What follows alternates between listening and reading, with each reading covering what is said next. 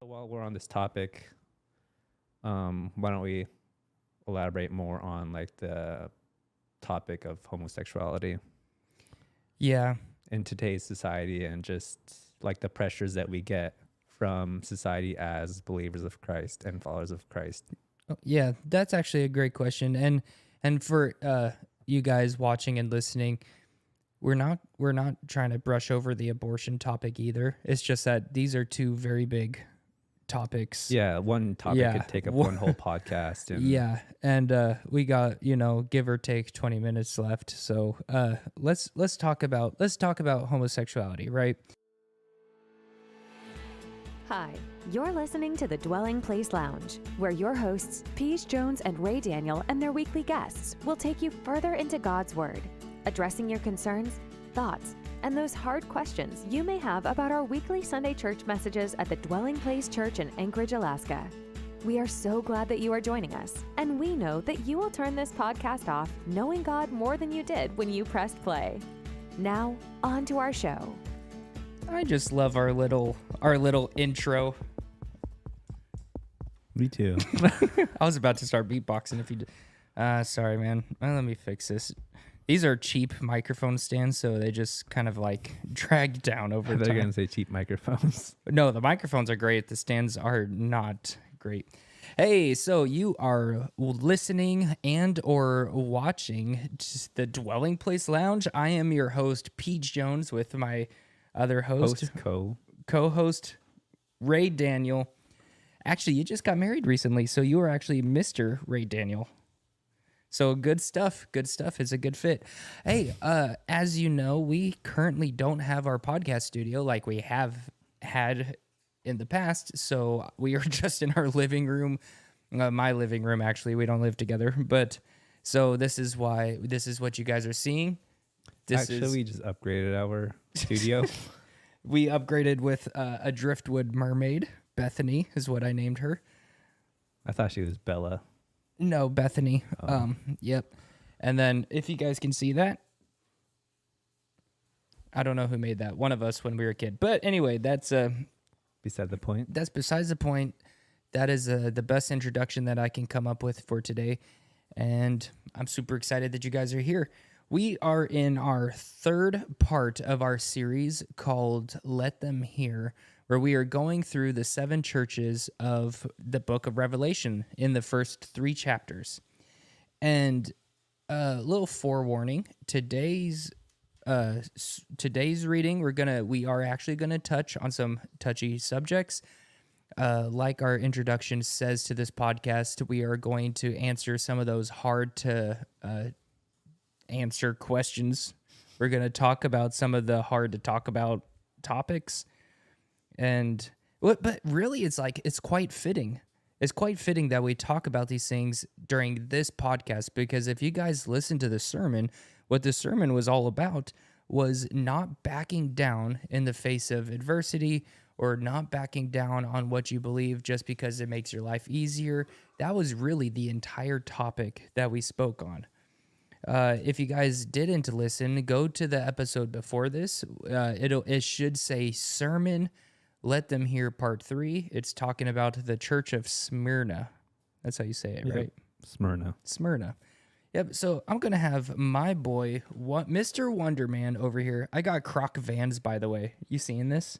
And I got Nike socks. Well, turns out that Vans made their own Crocs, and there are some cool colors, dude. There's like a neon pink. I didn't get it because it doesn't matter. But anyway, I'm just pointing that out so nobody points it out in the comments ahead of time. You want to read Revelation 2:8 through 11 for us? Yes, I will. So, verse 8, to the angels of the church in Smyrna write, these are the words of him who is the first and the last, who died and came to life again. I know your afflictions and your poverty, yet you are rich.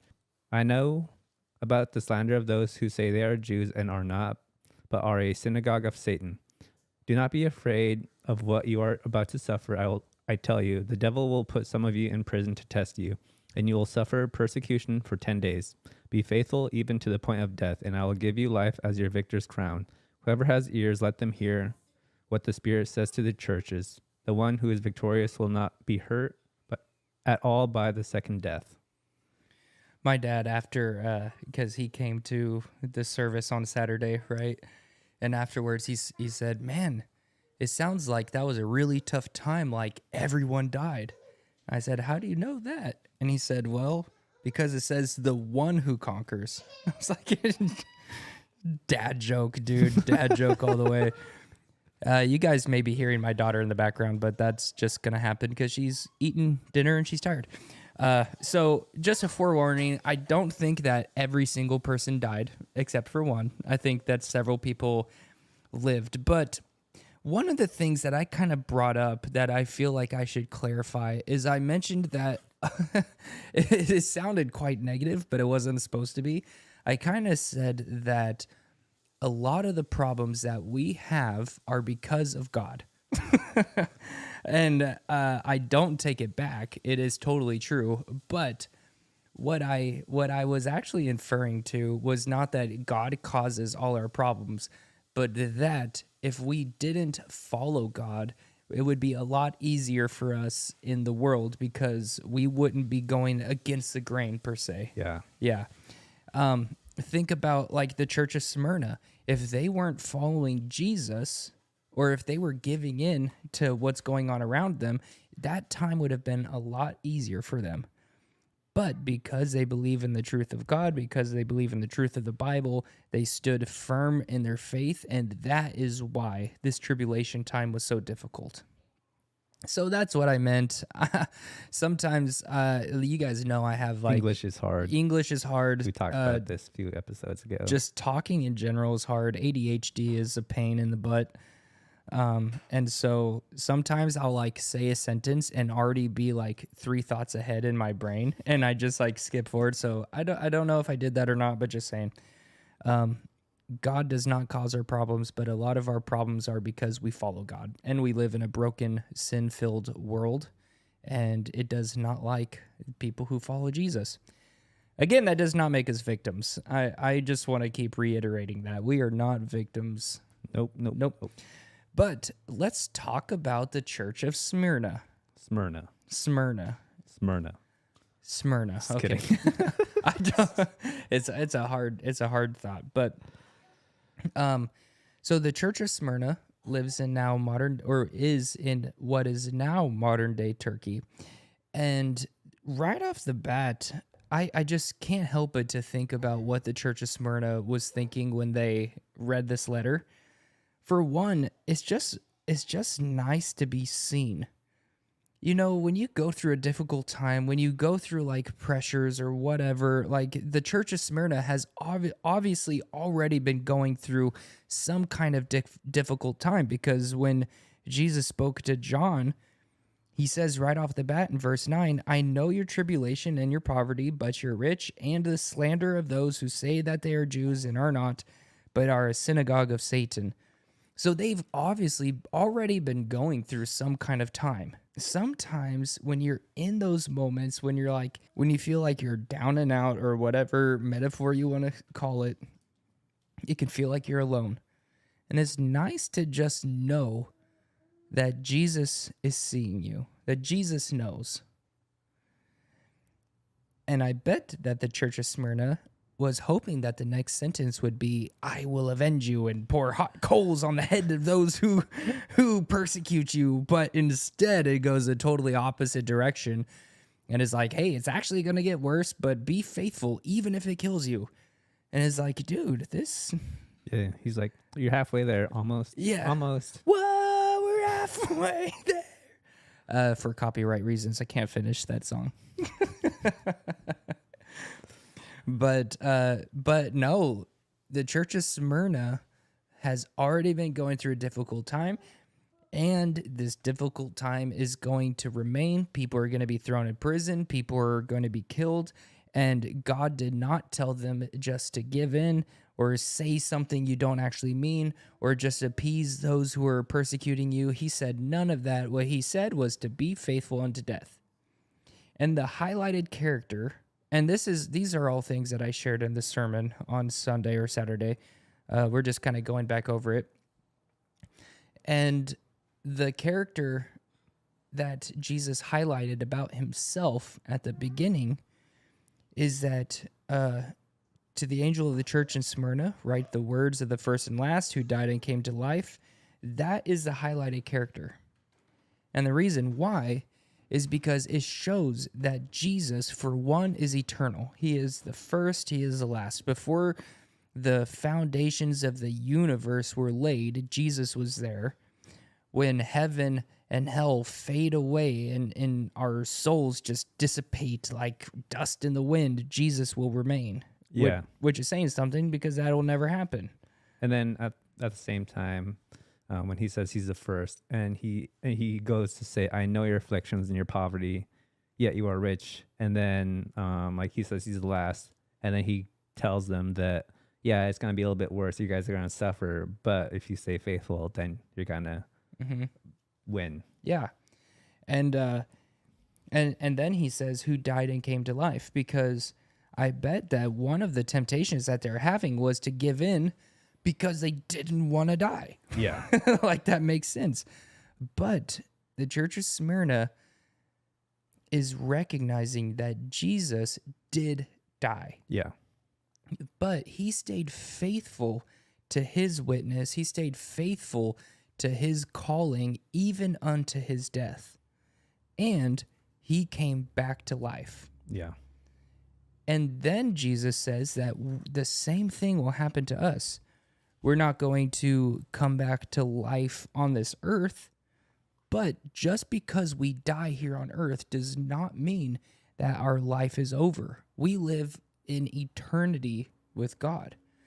So Jesus is reminding them he is eternal. He also died by being faithful, and he came back to life. And then he says later, I will give you the crown of life. So he's sharing, hey, just focus on this about me. It's going to be tough. It's going to be scary.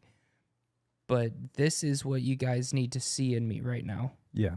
Keep your eyes on me, and like things will go the way that I have them planned to go.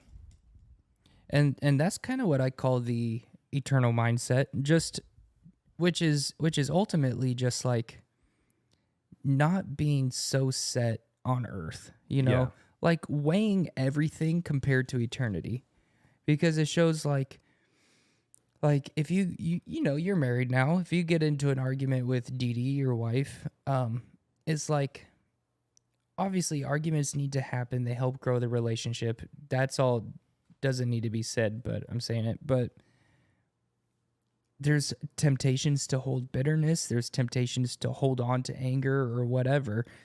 But when you compare the temporary anger or bitterness versus eternity in heaven, it's nice to know, hey, like, ultimately in the end, this bitterness, this anger, it doesn't matter. Yeah. And also at the same time, when we act according to Jesus and his will by, say, forgiving when it's hard to forgive, or asking for forgiveness when it's hard to ask, or whatever, we are actually not just getting over this problem, but we will receive an eternal spiritual reward because of that action, which affects eternity. Yeah. So that's what I call the eternal mindset. And it really helps to, I don't know, just get over like stupid, dumb things. It's actually one of the reasons I'm like still alive right now, because on some of my worst days, I think, hey, you know what? This is sucky right now. I hate today, but heaven will be better. Yeah. I catch myself saying that all the time. Heaven will be better, and I'm not going to rush to get there, because there's, like Paul said, he longs to be with Jesus, but there's more fruitful ministry, and it's better for others that he stay. And I just feel like I really relate to that. So anyway, that was kind of a little off topic, but also on topic at the same time. So It was like this. what a great description. I thought you were flipping an egg for a second. Oh. So with the Church of Smyrna, he mentions a couple different things, but also reading in between the lines and just knowing the history about this church really gives us an insight to what they may be dealing with. For one, he says right off the box that they've been slandered, they're in poverty even though they're rich, and that there's people who say that they're Jews and are not, but are a synagogue of Satan, and they're getting imprisoned, and like there's all of these things going on. And I labeled 3 different pressures that they may be feeling.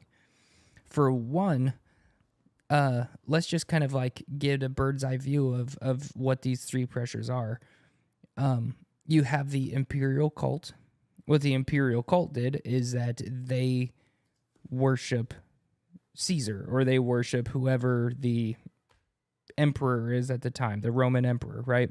And the Roman emperor considers himself a god. He demands that he be worshipped, and it's like a whole thing, right? And to even like get into the marketplace back at the time, we talked about this with Ephesus, they had to offer incense as a sacrifice to Caesar, or whoever the emperor was at the time.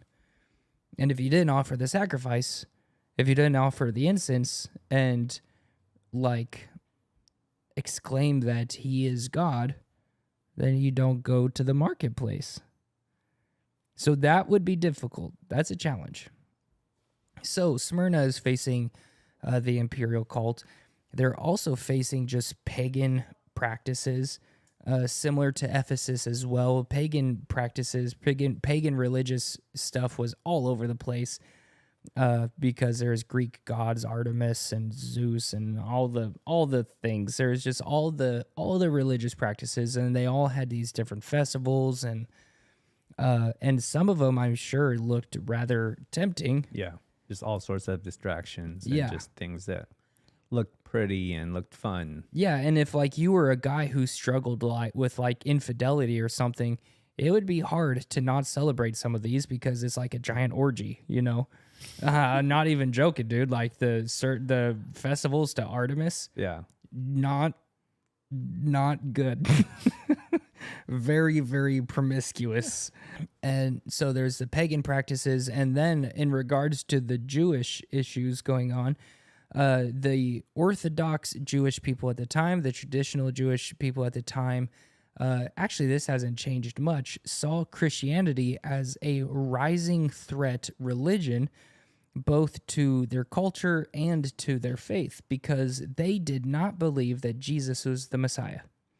But the Christian church of Smyrna did believe that Jesus was the Messiah, and a lot of the people in the church of Smyrna were Jews. That is why Jesus says, slander of those who say that they're Jews and are not, but are a synagogue of Satan, because though they say that they are Jews, and according to blood they probably are, they don't follow Jesus, and they are out to get the Christians. So Smyrna is pressed on a lot of different sides, dude. And the 3 that I mentioned were religious, were cultural, and you could say Societal. society or political. Political is also a good thing. Yeah. Slash political. Yeah, that's societal, political. good. Yeah. And they're all tough. And when we think about it, we deal with the same things today. Yeah. Still. All sorts of things. Yeah, all sorts of things. And we'll start with religious, because I feel like one of the big things about religion today is that everybody, it ultimately it comes down to the term universalism, which means that everybody goes to heaven. And you'll hear people all the time, just go to any Christian video on YouTube and read the comments, and people will say, hey, yeah, like, that's cool that you teach that, but ultimately all roads lead to heaven, or you just have to be a good person, or all people end up going to heaven. And it's like people don't mind Jesus.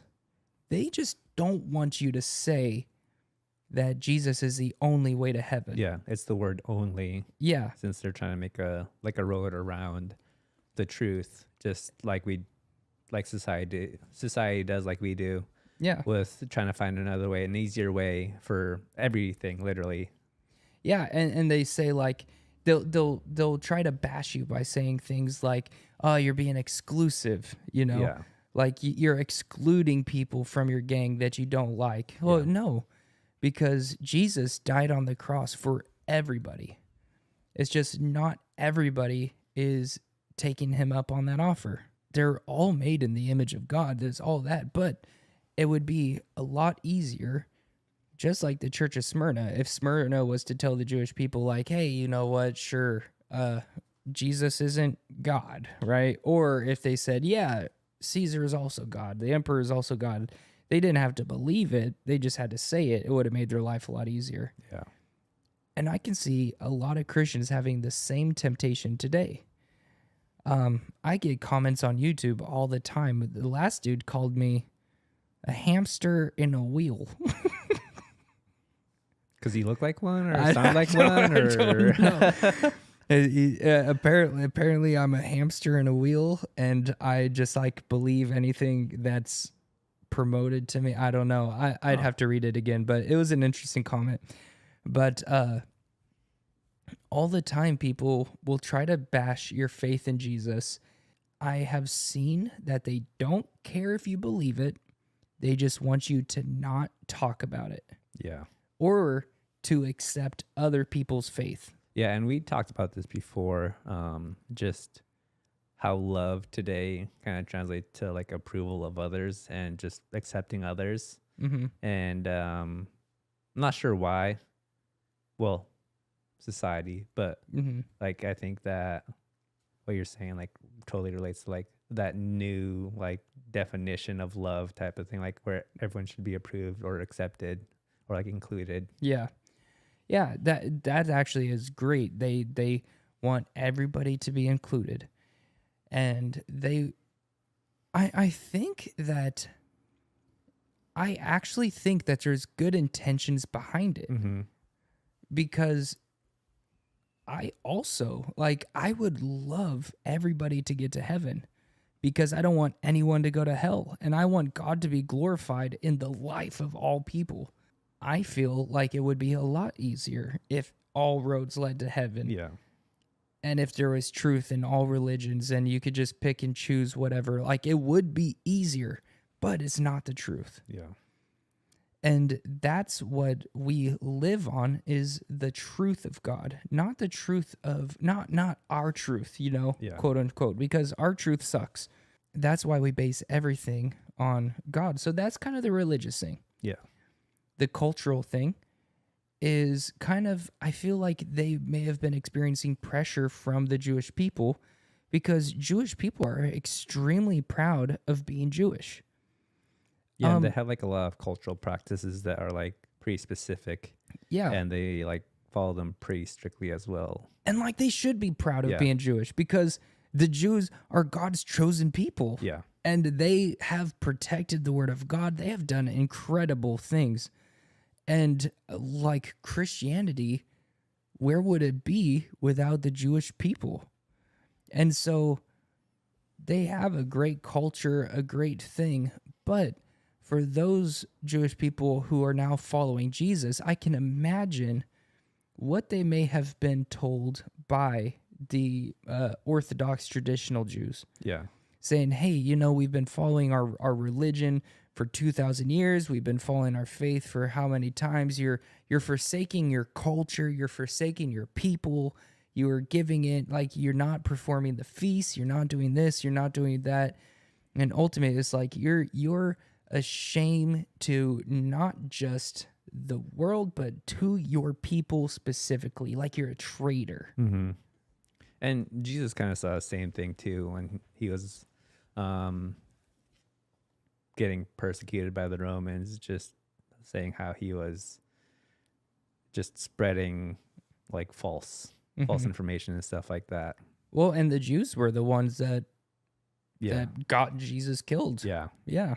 So when it comes to today, I shared some about our father-in-law now, Mhm. Lance Kramer, and you know, he's an indie pack dude, and Many of times I've heard people attack his faith, calling it a white man's religion, or saying, how could you like go against your people or whatever, you know? Yeah, and that comes from like not the like disappointment, but like like not being faithful to our culture. And I'm saying our culture just because as a native guy, whenever there's like Christian native believers or You're native Christian believers, you're Yupik. yeah, I'm Yeah, Yupik, okay. but there's still the same. I don't know what the word would be, but just the difficulty or like against the grain. People just see us as like unloyal to our culture because we are believing in a quote unquote a white man or Westerners religion, people. And they say that because of the missionaries who came and kind of like spread the gospel in a ungodly way. Yeah. And yeah, so that's what PJ is referring to when our father-in-law Lance gets these comments, or just any other indigenous believer of Christ. And I mean, like, you gotta kind of understand where they're coming from too, you know, Yeah. because like the missionaries at the time were not great. Yeah. Some of them, like some of the missionaries were fine, Mm-hmm. but not all of them. And then also along with the missionaries came educators, Yeah. you know, Just everything Western came and and America has such a way of combining American culture with Christianity and thinking, hey, if you want to be a good Christian, you have to like be American. yeah. And I know that that's not like an official, like that's not signed on any paper. Yeah. They just try to Americanize everything. Yeah, colonize, you know. And there's a lot of damage done. Yeah. A lot of damage done. So I don't blame a lot of Native people who say these things, except for the fact that Lance is a Native dude. You're a Native dude. Savannah, Cassidy, we're all Native, not me. And they have seen the truth of Jesus for himself outside of race and culture, Yeah. because Jesus extends beyond race and culture. He wasn't even a white man. It's not even a white man's religion, but I bet that the missionaries at the time would have loved to say that it is. Yeah. You But at know? the same time, like we also see Jesus in our culture too. Mm-hmm. And like the characteristics and values in the Bible like are pretty dang close to the characteristics and values of Native people. Kind of like go hand in hand of like providing for widows, elders, taking care of them, things like that. Respecting Yeah. nature. Yeah. Respecting elders, respecting nature, things like that. Yeah. What is it called for Yupik? I know up north in Kotzebue, it's the Inupiat Ilukusate. I don't know if I'm saying that right. What does it translate to? I don't know. That's the Inupiat. Like way of life type of thing. Yeah. Okay, yeah. so ours would be like Yuyakak, which is like the way of living, the way of life. Yuyakak. Yuyahak. Yep. Nice, dude. Yeah, and it all revolves around like caring for elders, caring for nature, love of children, Yeah. you know, knowledge of family tree. Like these are all things that you see in the Bible. So I believe that Jesus has made every culture, has made every different people for a purpose, and each one kind of like the first sentence of each of these 7 churches, each one like highlights a character and nature of God, you know? And so all cultures, all races, all ethnicities, whatever, are all made in the image of God, are all deserving of God's love without any respect or it says that God is not a respecter of age or persons, you know?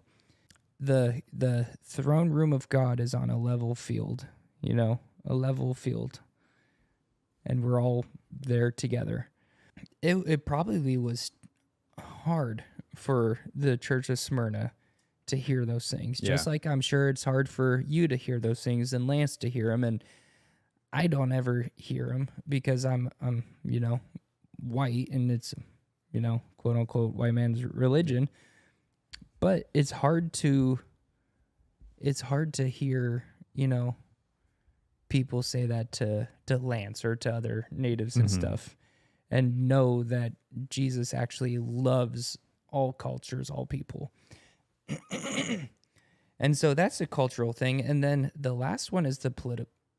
Third, yeah. Last. Yeah. Yeah. The last one is the societal or political, which really get combined together a lot. I feel like politics kind of politics like leads society in a way, like it like forms it, and kind of, I don't know what the term is. Yeah, and also politics split society. That's true. Yeah, it's they definitely have a relationship somehow together. intertwined, but they are definitely intertwined. Yeah. Like And, if this was society and this was politics, it'd be like this, but like not fully connected, but connected. Yeah. And I'm just putting my hands together for those listeners, and they're not like fully together. He's holding his hand waffle style, not pancake style. But not all the way. Not all the way, yeah. Intermediate, 1/3 way. But the societal or political pressure at the time, for one, again, is like to align with Caesar, with Rome, to say that the Roman emperor is God. The other one is thinking just about the pagan practices going on, because along with these pagan practices come things like prostitution, pedophilia, castration, all kinds of like things were going on, even as simple as getting into the marketplace had to do with politics and society and religion at the same time. And so there was a lot of things that were going on, and they're like, hey, you know what? You Christians think that you're better than us because like you're not participating in our feasts and festivals, you're not participating in our parties, you're not doing this, you're not doing that, and they may be called all different kinds of names, whatever, like, and there was just a societal pressure going on. Yeah. To either conform to society, conform to politics, or at least shut up about it and not tell anybody that you're a Christian, not tell anybody that they're wrong, not tell anybody about Jesus. Just keep it to yourself. And I hear the keep it to yourself thing all the time. And I think that, in my opinion, at least for me, the societal and political one is actually the hardest part, because politics and society and just our culture today is so loud and people are so passionate about it. Yeah. And I also feel like something new is always forming almost every year, multiple times a year, where something becomes a trend in society, or something becomes quote unquote normalized or accepted or approved, Yeah. And so it's constantly changing, constantly being weighed on by like celebrities, people who are well known, famous people that have like a quote unquote voice, who have a platform to kind of form that.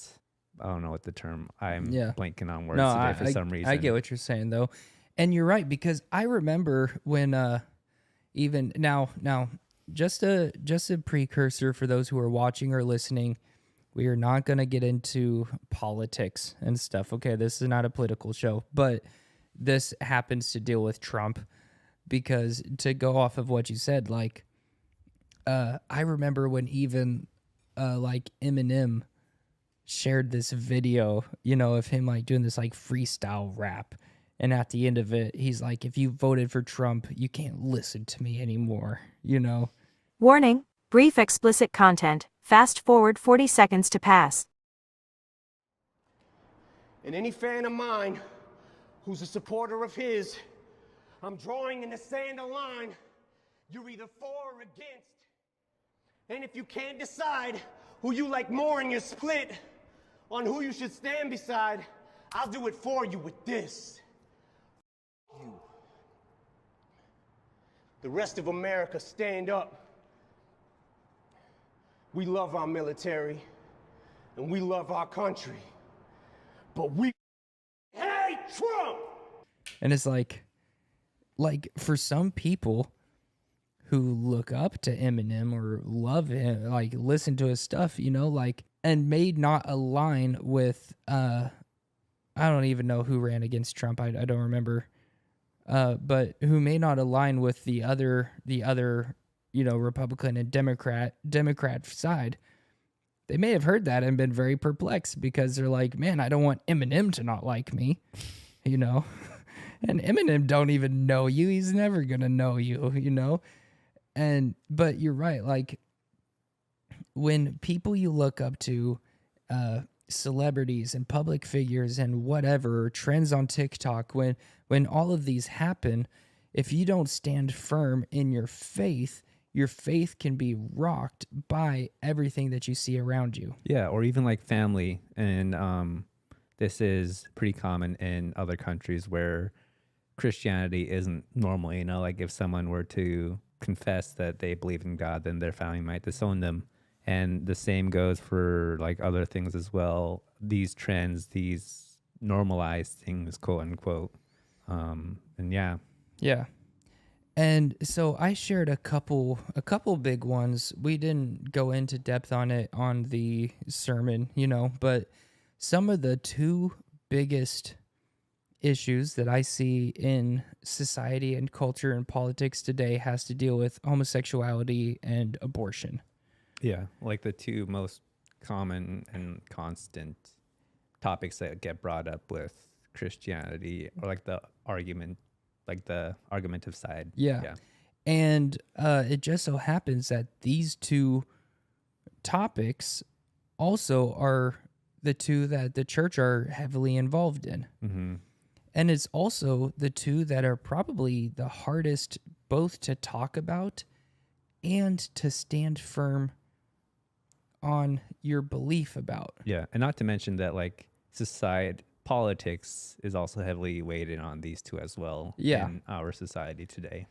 And so like traditionally and rightly, the church does not stand with like LGBTQIA plus and with abortion, but the world around us does, and it's hard to not shrink back out of fear.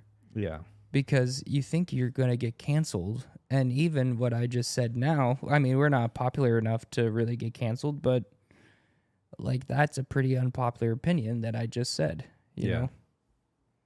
And it's such a sensitive topic that it could easily blow up in an unhealthy way when it's not done, like when it's not talked about in a mature and like respectful, like listening situation.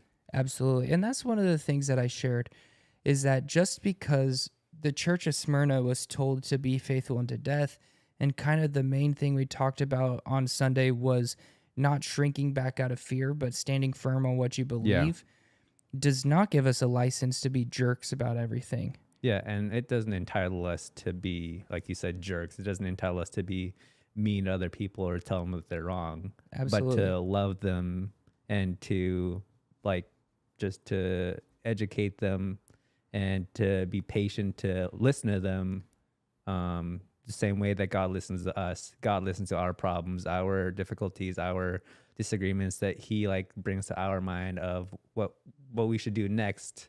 Like if we don't agree with what God wants us to do next, and like we're gonna disagree with him, but he still listens to us and like gives us time, but like over time like fixates on our heart, and like not fixates on our heart, but like corrects us to like help us understand, you know? Yeah. And so while we're on this topic, why don't we elaborate more on like the topic of homosexuality?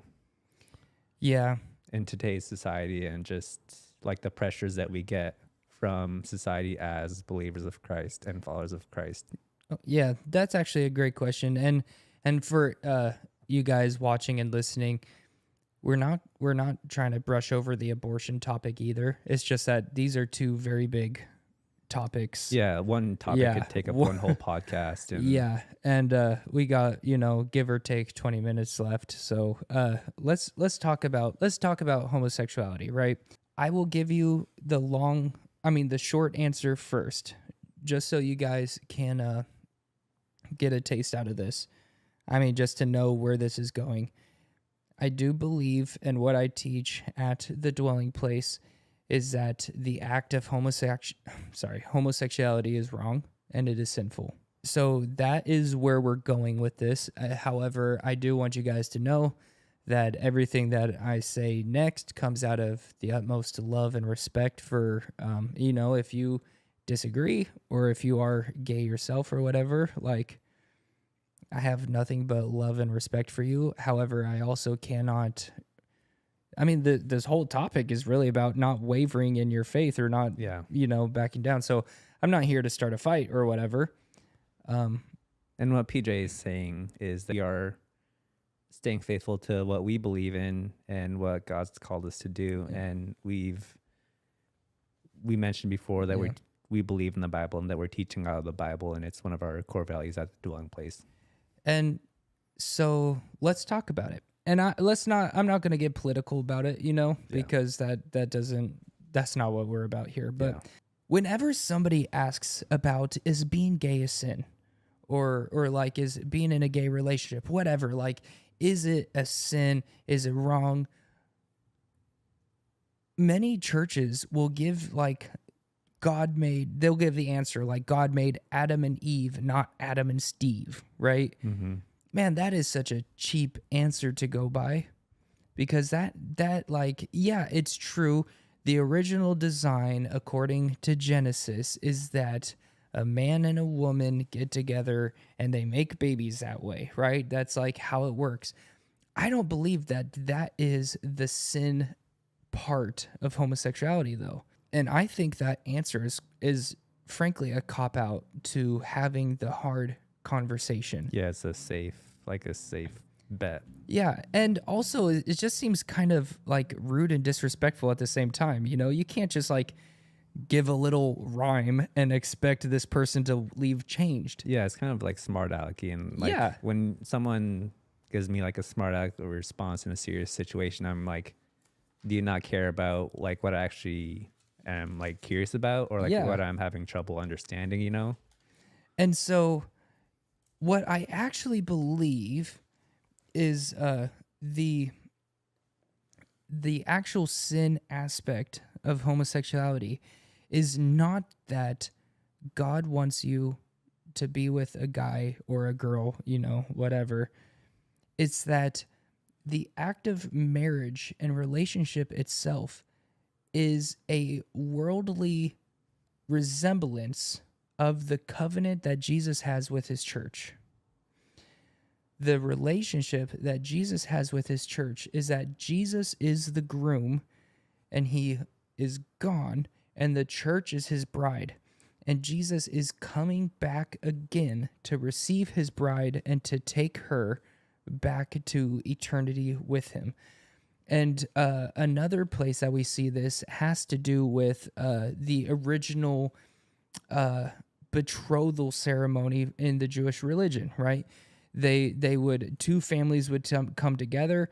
The groom would give a dowry to the family. They would sit together. They would exchange gifts.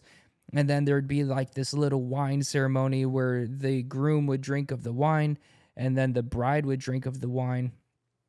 After that, they are legally married. This is what Joseph and Mary did, by the way. They're legally married, except the groom will now go off and build a kedar. I believe that's the word. It's like a house or whatever off of his parents' house or on their land or whatever. And once it is done and his parents give him the okay, like you did everything well, you did everything right, the groom would come back and receive his wife. And now they are married, no longer betrothed, and they live together. And so that's what Jesus did. Jesus came down here. He established his church, his bride, and now he left and he's preparing a house for us, like metaphorically. Yeah. And he's allowing his bride, the church, to continue to grow and expand and whatever. But eventually, Jesus is coming back. The covenant relationship that Jesus has with his church is one of a bride and groom. And you'll see in Ephesians 5, verse 22, it says, "Wives, submit to your own husbands as to the Lord, for the husband is the head of the wife, even as Christ is the head of the church, his body, and is himself its Savior.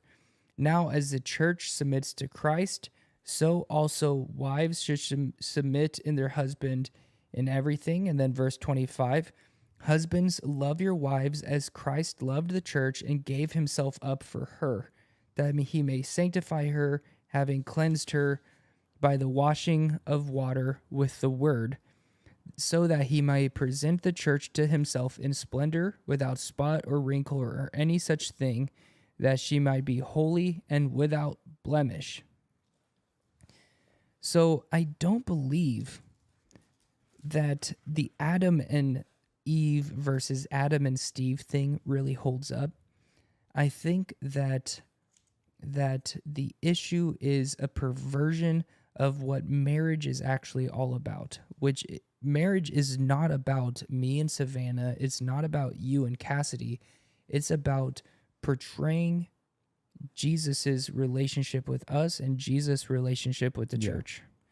So that's what I think the actual problem is. And that's why I believe that homosexuality is a sin. So historically, the churches usually, and I'm just saying usually because there's a lot of churches who tend to see homosexuality as like the worst sin, like it's the worst of the worst. And why is that? Dude, that's actually a fantastic question, because like historically the church has been awful to gay people. It's been awful to gay people. And it's sad to say, because like we are the church, you know, and I feel like the church has hyper focused on being gay or whatever, and has totally neglected other sins that are rampant in the church. Yeah. Like gluttony, for one, you know, or what about like think about sex workers. Sex workers aren't ostracized the way that gay people are. In fact, we have entire ministries focused towards going out and rescuing sex workers, when some of them are there on purpose. Yeah. You know, they choose it. Now, don't get me wrong. We definitely need ministry to the sex working field, because a lot of them are trafficked and they do need rescuing. But what I am saying is that the church is hyper focused on homosexuality and has not looked in within itself and taken out the log out of its own eye. Mm-hmm. Now, that's not an excuse to not speak the truth in love. So yes, the church should speak on homosexuality. However, the church should also speak on adultery. Yeah. Should also speak on porn addiction. It should also speak on all the other sins that are rampant in the church. Yeah. Selfishness. Yeah. And just things like that. And you know what? A porn addict feels like they can come into the church and have a moment with God safely, when a gay person does not feel that way. And so now we have churches that are gay affirming, which means that the church has changed doctrines or has some kind of weird different belief, where now they preach that homosexuality is not a sin, homosexuality is not wrong, and they're actually leading people astray in the name of inclusion, when that's like also wrong, because the church has attacked gay people. And it's sad to see that, because that should have never have happened. What should have happened is that the church should have been real and honest about homosexuality. It should have been real and honest about porn addiction, and real and honest about gluttony and lying and all of these things. It should have been real and honest about all of it because it's all sin. And every single sin is punishable by death. Yeah, and that's the only punishment is death. So all sin has the same punishment, not one greater than the other, not one less than the other, but all equal, and it leads to death. Exactly. And you know what? The porn addict, the sex worker, and the gay man should all feel welcome to come into the church and encounter God. Yeah. They are made in the image of God as everyone else is. Yeah. It doesn't mean that we don't share the truth in love about the sin, but all of us deal with sin. Yeah. All of us. So I shouldn't treat you any different than I treat a gay person, right? Because there's sin in your life that leads to death. There's sin in their life that leads to death. The problem is, however, if somebody is not willing to allow God to change that sin in their heart. Yeah. There is a level of submission that has to happen. And sin of all kind is idolatry. It's saying that what I want is more important than what God wants for me. I can satisfy myself with this sin more than God can satisfy me. And when Jesus died on the cross, and when he came back to life, he became our satisfaction. He became our perfection. He became everything that we needed. He sacrificed himself so that our sins can be atoned for and that we can have life, eternity in heaven. And so all believers, gay, straight, whatever, no matter what you are, every single believer must bow down at the feet of Christ and give our sin over to him, whether we see it as our identity or not. And that's where the problem comes in. I don't know the science behind this, okay? I just personally believe that some people are just gay the moment that they hit puberty. But you know what? I've been suicidal since 4th grade. 4th grade was the first time I tried to kill myself. So my whole life, I've dealt with that. And if I had it my way, I would have been dead a long time ago. But I believe that suicide is a sin. I believe that that's not the plan that God has for me. So although that's what I have wanted in the past and what I still struggle with sometimes today, I lay that down at the foot of the cross and I take up the identity that Jesus has given me. And I believe that that is what homosexuality requires. I believe that's what alcoholism requires. What every sin that you can list all requires laying it down and taking up the identity that Jesus gives you. Yeah. Does that mean that you can pray the gay away? I don't think so. I don't think that's the right way to go with it. Yeah. What I do think is that if that's the struggle that you have, I think the best way to go is be abstinent, which sucks. I don't want to say it doesn't. That sucks, dude. And if that's you, I feel so sorry for you because that's a bummer. But so many people will say, but God made me this way. Would God really want to change who I am? Absolutely. When we become alive in Christ, we die to ourselves, dude. We die completely to ourselves. All of our passions, all of our desires, our sin, everything that we are, we die and we submit it to Christ and we allow Jesus to shape us into who he wants us to be. So absolutely, Jesus would want you to change. Yeah. It's the same thing for like the porn addict, the alcoholic, the adulterer. It's like the woman who was brought out to Jesus, the adulterer who got caught in the act of adultery. we talked about this a few episodes ago, where Jesus didn't like just give her a slap on the wrist, but actually told her to leave her life of sin. And Jesus wants to do the same thing for all of us, to leave our life of sin, whether that's porn addiction, alcoholism, drugs, homosexuality, selfishness, anger issues, and like whatever, you know?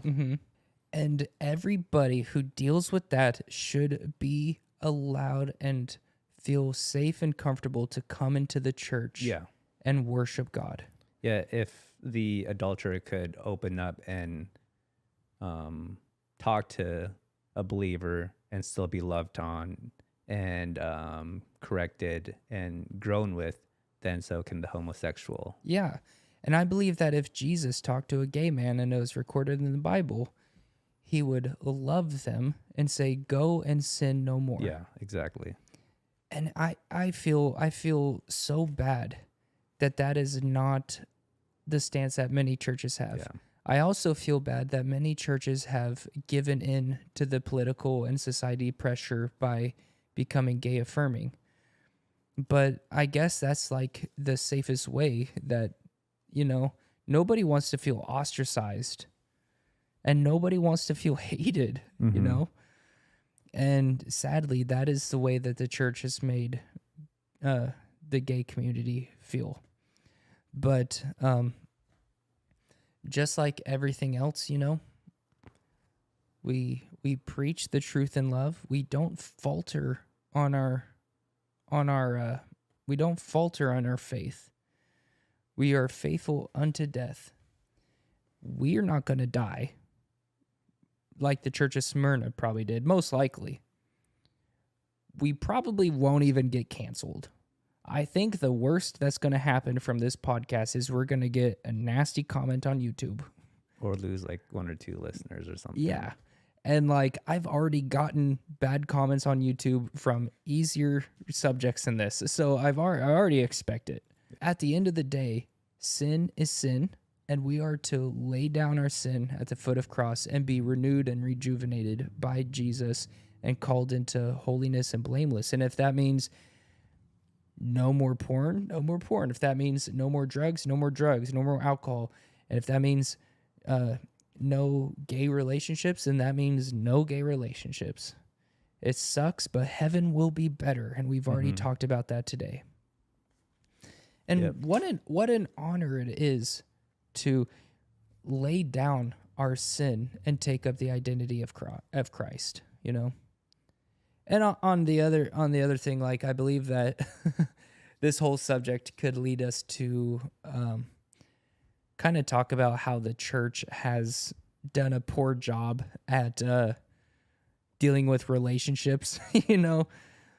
Like, so many churches that I've gone to have just like hyper fixated on like, get a girlfriend, get married like at 20, which I did, but like singleness is fine, dude. Yeah, Paul did it. Yeah, Paul did it. Abstinence is fine. Like, yeah, it's hard, but like it's a good thing, you know? But I went to church one time and the pastor said like, okay, all you single guys, like, raise your hand.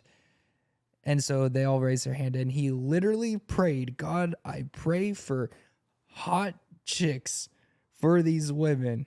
I mean, for these men. And I'm like, it was funny. But now looking back, I'm like, dude, maybe that's not the prayer, you know?